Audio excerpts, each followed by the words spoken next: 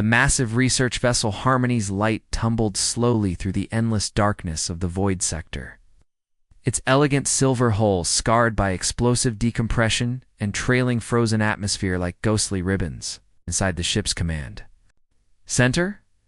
Captain Hyenwu gripped his chair as another violent shudder ran through the vessel, sending loose equipment clattering across the deck. "Damage report," he barked, his four-fingered hands dancing across the holographic controls that flickered and sparked with each system failure. "Science." Officer Minaw's pale blue face was illuminated by the angry red warning lights that bathed the bridge. Her large, dark eyes reflected the chaos of failing systems as she worked frantically at her station. "Captain, we've lost primary power to decks 4 through 7. The quantum drive core is completely dark and we're hemorrhaging." Atmosphere from the hull breach on Deck 3, the ship groaned around them, a sound that made every Zephyrian's blood run cold. Their species had evolved on peaceful worlds with stable climates, and the violence of space disasters was something their gentle nature struggled to comprehend. Yet here they were, 50 of the galaxy's finest researchers and diplomats, watching their technological marvel die around them. "Life support?" Hyenwu asked, though he dreaded the answer. 18 hours at current consumption rates, Mina replied, her voice barely steady. "Maybe 20 if we shut down non-essential systems and reduce atmospheric pressure by 15%. Chief Engineer Junho pulled himself up from beneath a sparking console, his pristine white uniform now stained with coolant fluid and synthetic lubricants. "Captain, I've never seen anything like this. The cascade failures started in the quantum matrix and spread through every major system. It's like the ship's nervous system just ... died." Hyenwu nodded grimly. The Harmony's Light was one of the most advanced vessels in the Zephyrian fleet, equipped with technology that could bend space-time itself. But now, stripped of its sophisticated systems, it was nothing more than metal drifting in the void. "Emergency protocols," he ordered. "Activate the Alliance distress beacon." The emergency communication array was one of the few systems still functioning, protected by multiple redundancies and hardened against the kind of catastrophic failure they were experiencing. Hyenwu's hands moved with practiced precision across the quantum encryption panel, inputting the codes that would broadcast their distress on frequencies reserved for their most trusted allies. The Zephyrians had been members of the Galactic Alliance for over 2 centuries, earning their place through diplomacy and scientific advancement rather than military might. Their closest allies were species that shared their peaceful nature, the ethereal Etherian Collective, beings of pure energy who had transcended physical form, and the crystalline Christek Union, whose silicon-based intelligence had created some of the most beautiful and efficient technology in the galaxy. "Beacon is active, Captain," reported Communications Officer Sung Min from his station, broadcasting on encrypted Alliance frequency 77 Alpha.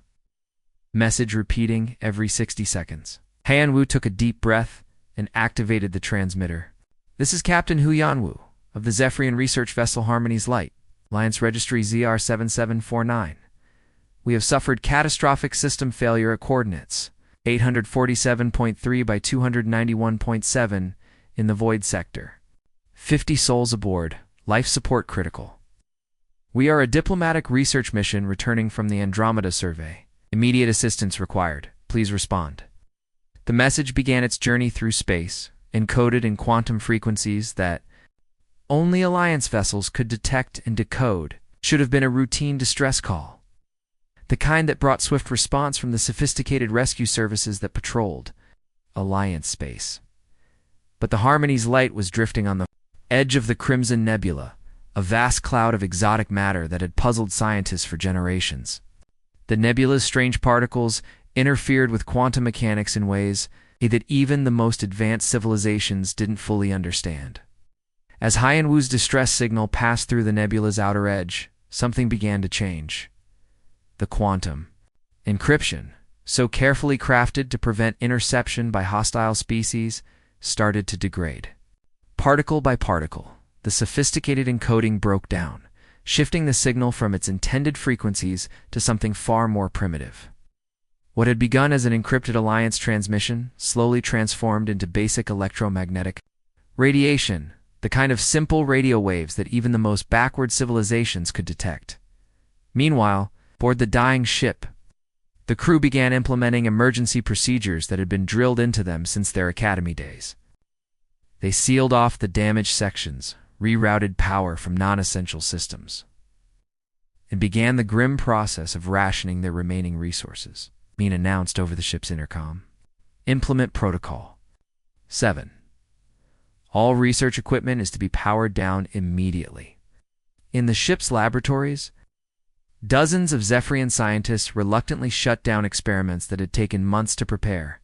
Their mission to the Andromeda survey had been the culmination of years of planning, and the data they'd collected could revolutionize understanding of galactic formation. But now, survival took precedence over science. The crew settled in to wait, confident that their allies would receive the distress signal and mount a rescue operation.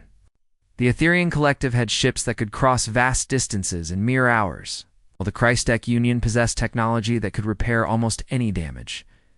What none of them knew was that their carefully encrypted message was already transforming. As it traveled through space, becoming something that would be detected not by their sophisticated allies, but by a species the Alliance had classified as too dangerous for contact. A species that lived on a world so hostile that it had forged them into something the galaxy had never seen before. The signal continued its journey, carrying with it the desperate hope of 50 souls who had no idea they were about to make contact with the most dangerous species in the known galaxy, the Deathworlders of Sol 3.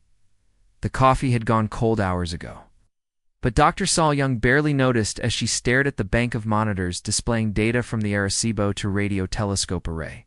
The night shift at the SETI facility was usually a lonely affair, just her and the endless whisper of cosmic background radiation that filled the universe. Most nights, she would spend her time cataloging pulsar signals and analyzing the natural radio emissions from distant galaxies. But tonight was different. At 2:47 a.m., something cut through the static that made her sit up straight in her chair. The signal was strong, repeating in a pattern that definitely wasn't natural.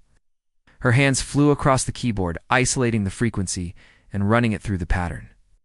Recognition software that had been searching for signs of intelligent life for decades. No way, she breathed, watching as the computer began highlighting mathematical sequences within the transmission.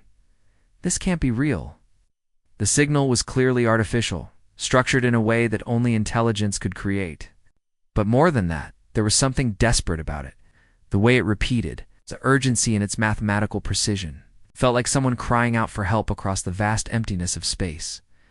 Saw Young's heart pounded as she reached for the secure phone that connected directly to SETI headquarters in Seoul. Director Jamin answered on the second ring, his voice thick with sleep. "This better be important, So Young. You know what time it is?" "Sir, I need you to look at the data I'm sending you right now," she said, her fingers dancing across multiple keyboards as she transmitted the signal analysis. "We're receiving a structured transmission from coordinates in the void sector. The pattern recognition software is going crazy." There was a long pause as Jamin reviewed the data on his end. When he spoke again, his voice was fully alert. "You're certain this isn't some kind of equipment malfunction? Or maybe a military satellite?" "Absolutely not. The signal is coming from deep space. And look at these mathematical progressions. This is prime number sequences, geometric patterns, and something that looks like coordinate data. Sir, this is what we've been searching for our entire careers." "You think it's a distress signal?" Swai Young pulled up the linguistic analysis programs that had been running in the background. "The algorithms are already finding repeated patterns that match distress call structures. There's urgency here, repetition, and what looks like countdown sequences. Someone out there is in trouble, and they're calling for help." Within an hour, the SETI facility was buzzing with activity. Linguists, mathematicians, and computer scientists arrived from across the country, all working to decode humanity's first confirmed message from an alien civilization. The excitement was tempered by the growing realization that this wasn't a greeting, it was a desperate plea for rescue. Dr. Young Ho, the facility's chief linguist, worked through the night with his team to crack the alien language. The mathematical concepts are universal, he explained to the growing crowd of scientists.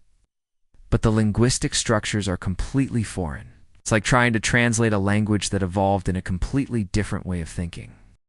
As dawn broke over the facility, the breakthrough came. The message was clear. An alien vessel with 50 beings aboard was dying in space, their life support systems failing. They were giving their exact coordinates and begging for immediate assistance. "We have to contact the government," Jamin said, his face pale with the weight of the discovery. "This is beyond SETI now. This is a matter of life and death." The secure conference room at the Ministry of Science and Technology filled rapidly as officials arrived from across Seoul. Within hours, representatives from NASA, Roscosmos, the European Space Agency, and the China National Space Administration were participating in emergency video conferences. The message had been independently verified by radio telescopes around the world, all reaching the same terrifying conclusion. 50 alien beings were going to die unless someone could reach them. In the next 14 hours, the coordinates put them in the void sector. Approximately 4.7 light-years from Earth, reported Dr. Min-soo from the Korean Aerospace Research Institute. Even our fastest unmanned probes would take years to reach that distance. Admiral Taeho stood at the head of the conference table, his weathered face grim as he studied the technical reports. "What about the Defiance? The experimental fusion ship we've been testing for the Mars colony program?" Captain Dong Haeon, who had been quietly reviewing the technical specifications, looked up from his tablet. "Sir, the Defiance was never designed for interstellar travel. She's got the most powerful fusion drive we've ever built. But we're talking about a journey that would consume every gram of fuel we have. Even if we could reach them, we'd have no way to get back. But could we reach them?" Taeho pressed Dong Haeon, ran the calculations again on his tablet, his expression growing more serious. "If we stripped out everything non-essential, loaded her with extra fuel tanks, and pushed the fusion drive beyond its safety limits, maybe, but it would be a one-way trip for whoever goes." The room fell silent as the implications sank in. Humanity's first contact with an alien civilization would require the ultimate sacrifice from whoever attempted the rescue. "We have to try," declared Admiral Taeho, his voice cutting through. "The tension, can't just sit here and let them die when we have the technology to help, even if it's dangerous." Sir Dong Haeon said quietly, "I need to be clear about what we're talking about.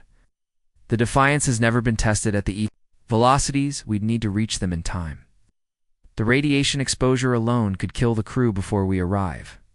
And if we actually managed to rescue them, we'd be stranded in deep space with no way home." Taeho looked around the room at the assembled officials and scientists. "Then we need volunteers who understand the risks. Captain, how long would you need to prepare the ship?" Dong Haeon straightened, and everyone in the room could see the determination in his eyes. "Dig me for hours, sir."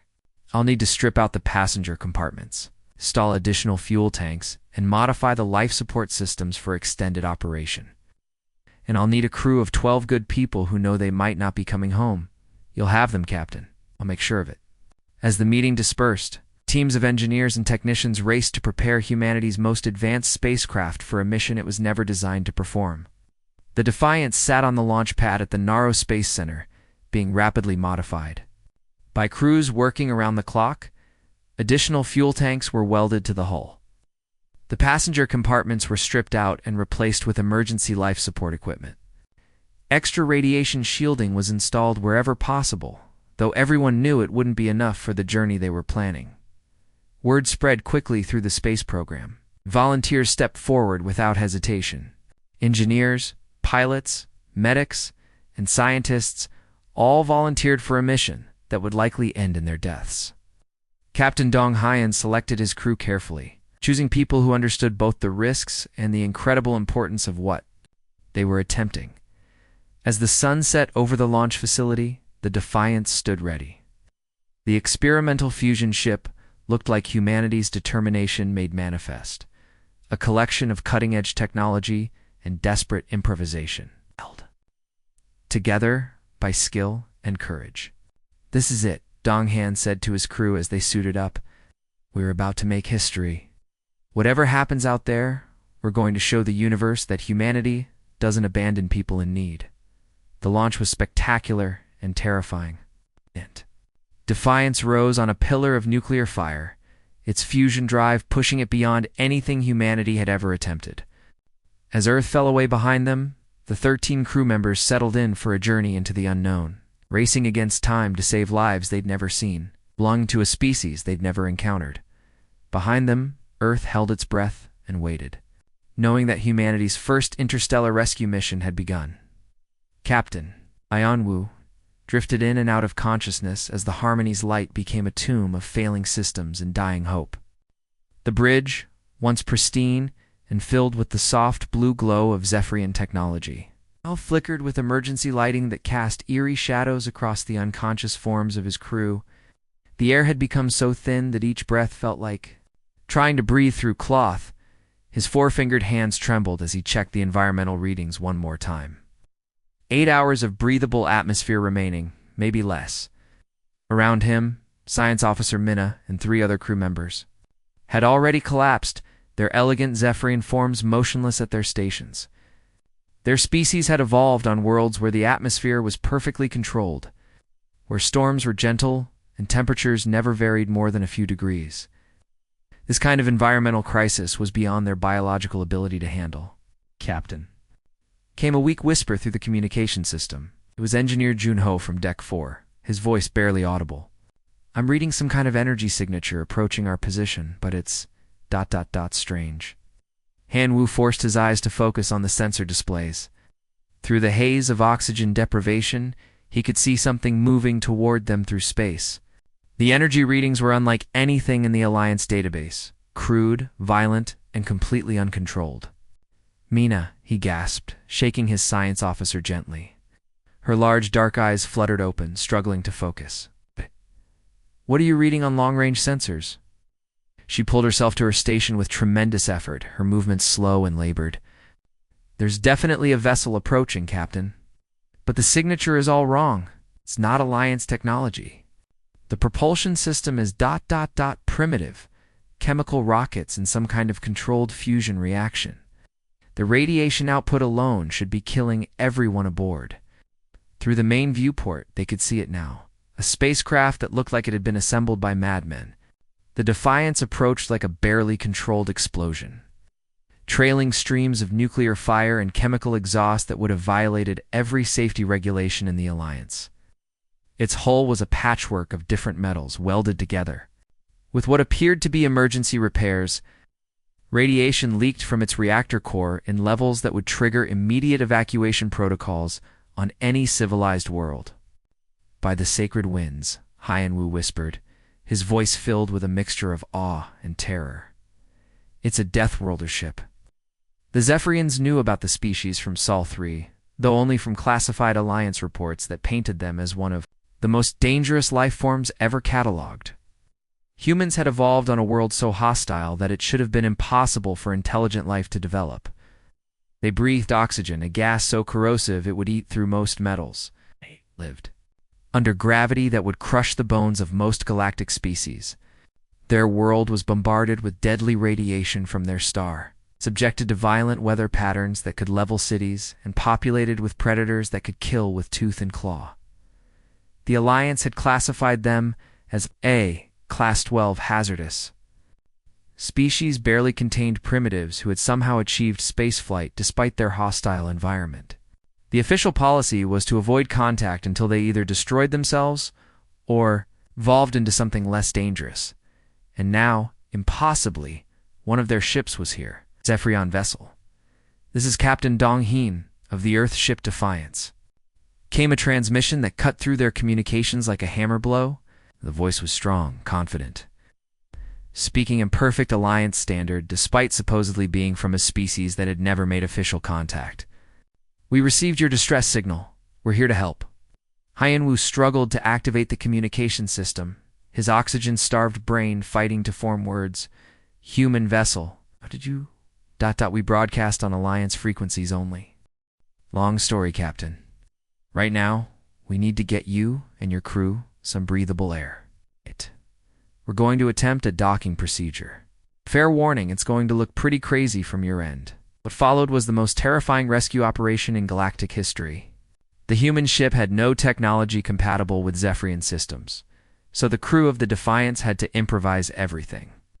Through the viewport, the Zephyrian crew watched in horrified fascination as a human in a primitive spacesuit emerged from an airlock.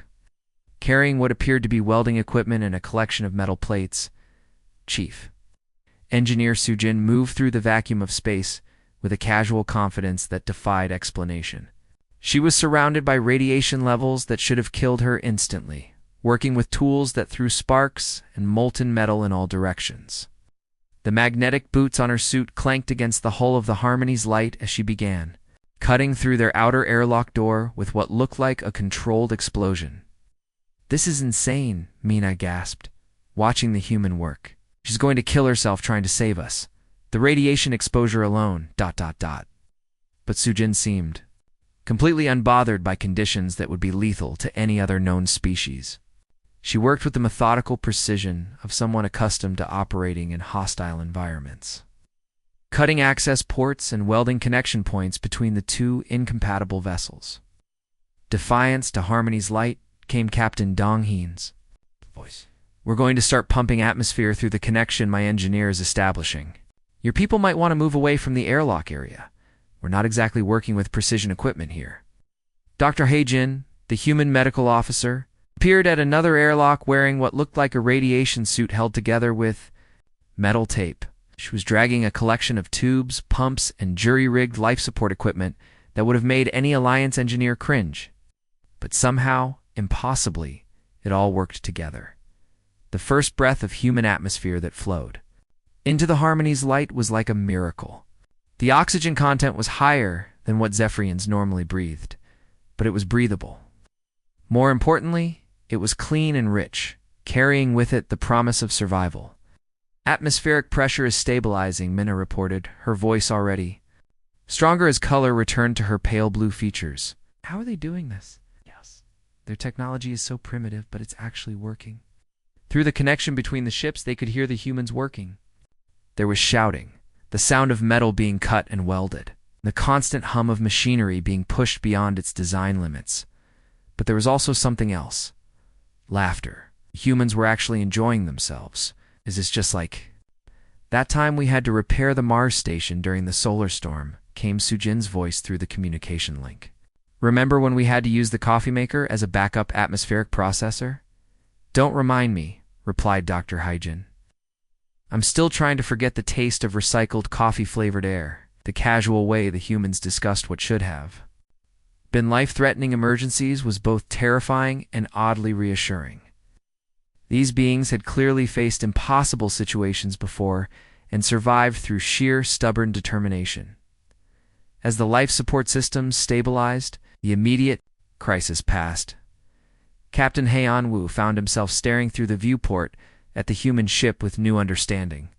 Yes, it was primitive by Alliance standards. It was held together with what appeared to be desperation and scrap metal.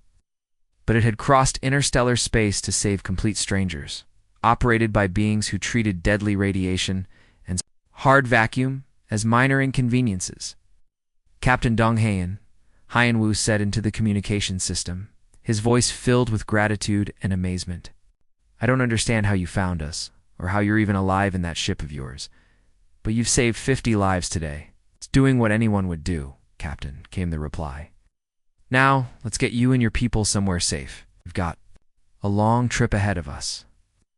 As the combined vessels began their journey toward Alliance space, Heian Wu realized that everything the Alliance thought they knew about the Deathworlders of Sol 3 was wrong.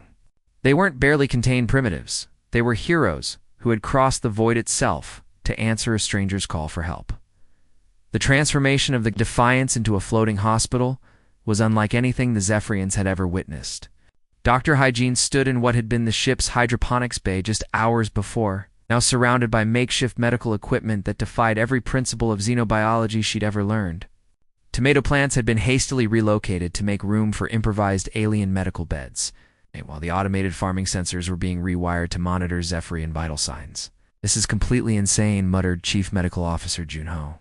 As he watched the human doctor work, His pale blue skin had regained some color since the rescue, but his large eyes still reflected disbelief at the creative chaos surrounding him. She's using plant growth monitors to track our cardiovascular systems. Dr. Hejin looked up from her tablet where she was cross-referencing Zephyrian biology with Earth agricultural data. Hey, photosynthesis monitoring equipment is surprisingly good at tracking oxygen absorption rates. These soil pH sensors work great for monitoring your blood chemistry. She gestured to a collection of cables and sensors that had been jury-rigged to a medical scanner. Plus, the plant growth stimulants we use for the tomatoes have some interesting properties when modified for your physiology.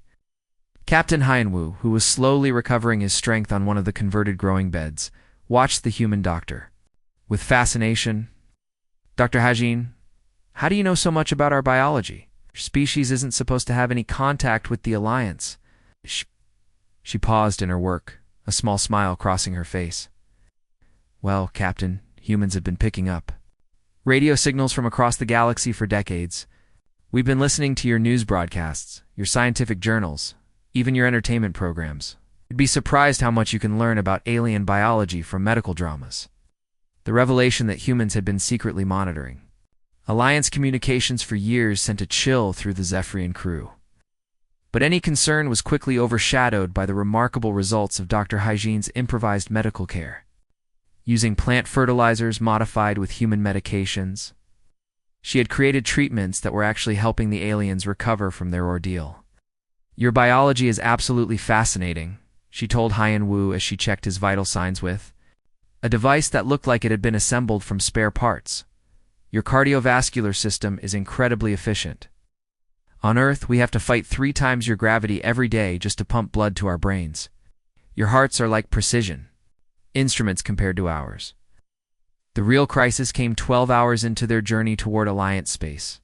The Harmony's light had been running on backup power since the rescue, but the elegant Zephyrian systems were beginning to fail one by one. Warning lights flickered across the alien ship's bridge as Chief Engineer Junho delivered the news that everyone had been dreading. "Captain, the power core is cascading toward complete failure. We've lost the quantum matrix entirely, and the backup fusion cells are dropping below critical levels. At this rate, we'll lose life support within 6 hours." The problem was clear to everyone. The Harmony's light was dying, and the humans' primitive ship couldn't sustain 50 additional passengers for the weeks it would take to reach Alliance space. That's when Engineer Sujin proposed something that made both crews go silent with shock. "We can jerry-rig a power transfer from our fusion reactor to their ship," she announced, standing in the middle of the Defiance-S engine room surrounded by cables, magnetic containment units, and what appeared to be spare parts from every system on the ship. "It'll be dangerous as hell, and it violates about 40 safety protocols, but it'll keep their ship alive." Junho, the Zephyrian engineer, stared at her in horror. "That's completely impossible. The power differential between our systems could destroy both vessels. Your reactor operates on completely different principles than ours. The feedback alone would." Sujin grinned, her face already smeared with grease and bearing the telltale signs of radiation exposure that would have hospitalized any other species. "Listen, buddy, I've jerry-rigged power systems in a dozen different crisis situations. I once kept a Mars colony running for 3 months using nothing but spare parts and determination. Your quantum matrix may be fancy, but it still needs power. And power is power, but the compatibility issues alone." Junho protested. "That's what these are for," Sujin said, gesturing to a collection of transformers, converters, and regulators that looked like they'd been salvaged from a dozen different machines. "We're going to build a bridge between our systems. Think of it as technological diplomacy." Sujin and her team worked in EVA suits, floating in the vacuum between the 2 ships while welding connections and running power cables through the debris field that still surrounded the damaged Harmony's light. Every few minutes, chunks of metal from the original accident would come spinning past at orbital velocities, forcing the workers to dodge and weave while maintaining their grip on tools that could kill them if mishandled. Navigator Chan Wu coordinated the deadly ballet from the Defiance-S bridge, his voice calm and steady as he called out hazards. "Debris at 3 o'clock, moving fast." Sujin, you've got about 20 seconds before that twisted piece of hull plating comes back around. Tae-young, watch your six. There's a chunk of what looks like a quantum drive component heading your way. The humans worked with a casual efficiency that terrified the watching Zephyrians. When a piece of debris the size of a shuttle came tumbling toward Engineer Tae-young, he simply pushed off from the hull and let it pass beneath him, continuing his welding work, as if massive chunks of metal spinning through space were just another workplace hazard. "How are they so calm?" whispered Mina, watching through the viewport as the humans worked. "Any one of those debris pieces could kill them instantly, because they're Deathworlders," replied Hyeon-woo, his voice filled with a mixture of awe and understanding. "They evolved on a world where everything is trying to kill them. This is probably just another Tuesday for them." As if to prove his point, Sujin's voice came through the communication system, completely relaxed despite working in conditions that would panic most Alliance engineers. "Hey, Captain, remember that time we had to repair the orbital refinery during that meteor storm? This is way easier than that. At least these chunks of metal aren't on fire." The power transfer system they constructed was a masterpiece of improvised engineering. Cables and transformers ran between the two ships like metallic arteries, carrying power from the human fusion reactor to the Zephyrian quantum systems. It shouldn't have worked. The technologies were completely incompatible. The safety margins were non-existent, and the whole arrangement violated every engineering principle in the Alliance handbook, but it worked. When the power transfer came online, the Harmony's light blazed back to life, like a star being reborn. Systems that had been dark for hours suddenly hummed with power. The elegant Zephyrian displays flickered back to full brightness, and the ship's sophisticated environmental controls began restoring proper atmosphere and temperature throughout. Saved by beings they'd been taught to consider dangerous primitives. But as they watched the humans work, they began to understand that humanity's reputation as Deathworlders wasn't about violence or aggression. It was about an incredible refusal to accept defeat, even when facing impossible odds. "Sujin, Captain, it's beyond anything our best engineers could have imagined." The human engineer's laugh came through the speakers, warm and genuine. "Captain, where we come from. Impossible is just another word for needs more creativity. Your ship is beautiful, but it was built for a perfect universe. Ours was built for a universe that's actively trying to kill us. Sometimes that makes all the difference."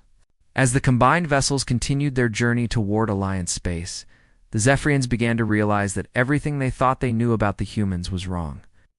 They weren't barely controlled primitives, they were miracle workers who treated the impossible as just another engineering challenge. Alliance Station. Kepler 44-b had never seen anything quite like the arrival of the human Zephyrian convoy. The massive orbital facility, home to over 2 million beings from dozens of different species, came to a complete standstill as the battered ships limped into dock. The Harmony's light, once an elegant example of Zephyrian engineering, now bore the scars of its near-death experience and the improvised human repairs that had saved it. Cables and jury-rigged power conduits still connected it to the Defiance, which looked like it had been through a war. Station Commander Velkin, a towering crystalline being from the Christek Union, dealt with thousands of emergency dockings, but nothing had prepared him for the sight of humans casually working in hard vacuum. Using tools that threw sparks and handling radiation levels that should have killed them instantly. "By the seven suns," he whispered, watching through the observation deck as Engineer Sujin disconnected the power transfer systems. She was floating in space without the advanced radiation shielding that other species required, using what appeared to be a welding torch to cut through metal that was still glowing with residual heat. How are they still alive? The story spread through the station's communication networks within hours. 50 Zephyrian researchers and diplomats had been saved from certain death by a species that the Alliance had classified as too dangerous for contact. The security footage of the rescue operation became the most transmitted data packet in galactic history, showing humans performing engineering miracles while treating deadly conditions as minor inconveniences. Captain, the center of a media storm unlike anything the Alliance had ever seen. Within days, he was standing before the full Alliance Council on their homeworld of Concordia Prime, delivering testimony that would reshape galactic politics forever. Honored counselors, he began, his voice carrying to every corner of the vast chamber filled with representatives from hundreds of worlds. 3 days ago, my crew and I were dying in the cold void of space. Our ship was dead, our life support failing, and we had given up hope of rescue. Then the humans arrived. The chamber, usually filled with a constant murmur of translation, devices and political discussion, fell completely silent. They came in a ship that looked like it had been assembled from spare parts and held together with metal tape and determination. Their technology is primitive by our standards: chemical rockets, unshielded fusion reactors, and equipment that any Alliance engineer would condemn as unsafe. But their willingness to risk everything for complete strangers, the level of courage is more advanced than anything we've achieved. In the audience, Ambassador Tycoon, Earth's newly appointed representative to the Alliance, watched nervously as Hyenwu continued his testimony. Just 6 months ago, humanity hadn't even known the Alliance existed. Now, they were being discussed by the most powerful beings in the galaxy.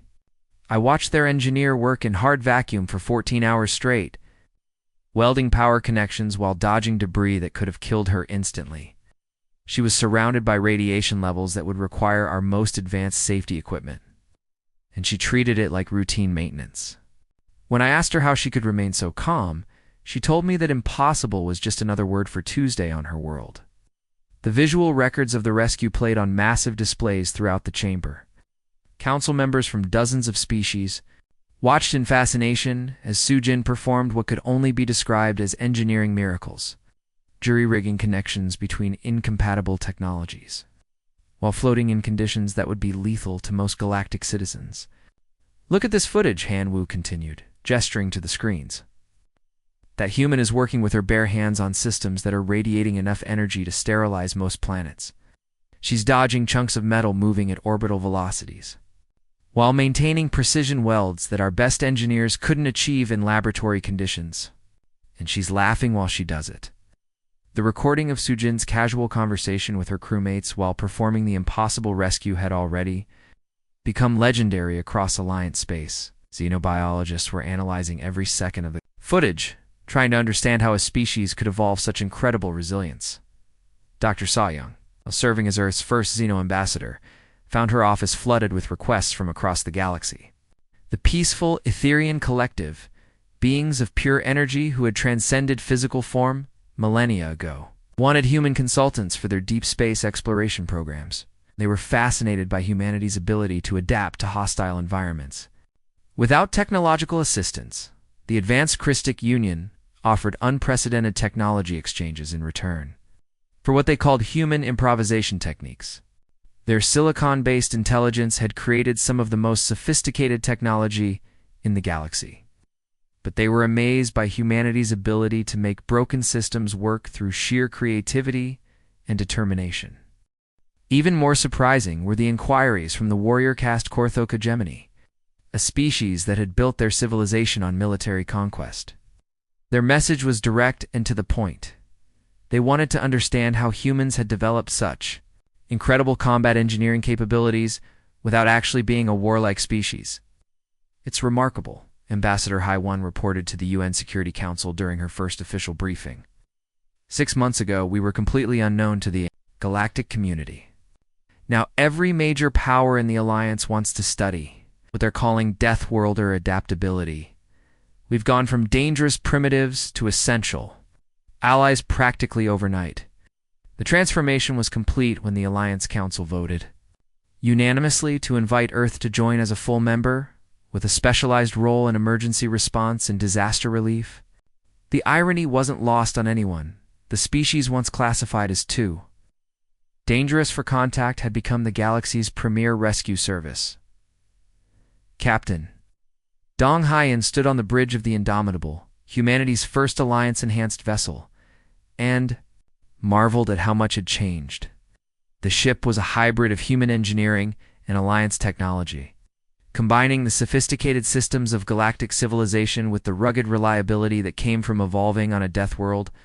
His crew was heading to the Spiral Arm, where a Christek mining operation needed emergency evacuation from a collapsing star system. Captain reported Navigator Minho. We're receiving another distress call. Etherian research vessel in the Vega sector, caught in a dark matter storm. Donghain smiled, remembering the days when humanity's greatest space achievement was a simple mission to Mars. Now, they were the beings that other species called when the impossible needed to be accomplished. Set course for the Vega sector, He ordered, and tell the crew to prep the emergency equipment. Looks like we've got another impossible rescue to perform. Just another Tuesday, sir? Minho asked with a grin. Just another Tuesday, Donghan confirmed, and gave the order to jump to hyperspace. The Alliance had learned something that humans had always known. Sometimes the most dangerous people are exactly the ones you want on your side when everything goes wrong. In a galaxy full of hazards and impossible situations, having friends who considered impossible just another word for challenging was the most valuable alliance of all. Dr. So Young's final report to Earth Command captured the transformation perfectly. We answered a wrong number and found our place in the universe.